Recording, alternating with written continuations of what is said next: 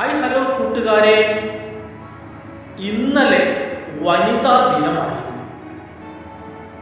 എന്തുകൊണ്ടാണ് സ്ത്രീകൾ single life ഇന്ന് കൂടുതലായി ആഗ്രഹിക്കുന്നത് എന്ന് ഞാനൊന്ന് ചിന്തിച്ചു നോക്കി.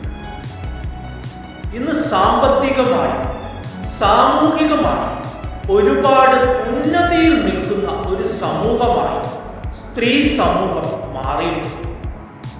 വിവാഹം കഴിക്കുന്നത് വഴി ജീവിത പങ്കാളിയുടെ കുടുംബത്തിൻ്റെ ഇടപെടൽ മൂലം തങ്ങളുടെ സാമ്പത്തികവും സാമൂഹികവുമായ സ്വാതന്ത്ര്യത്തിന് തടസ്സം സൃഷ്ടിക്കപ്പെടും എന്ന് വിചാരിച്ചുകൊണ്ടാണ് സ്ത്രീകൾ കൂടുതലായി സിംഗിൾ ലൈഫിനെ ആഗ്രഹിക്കുന്നത്.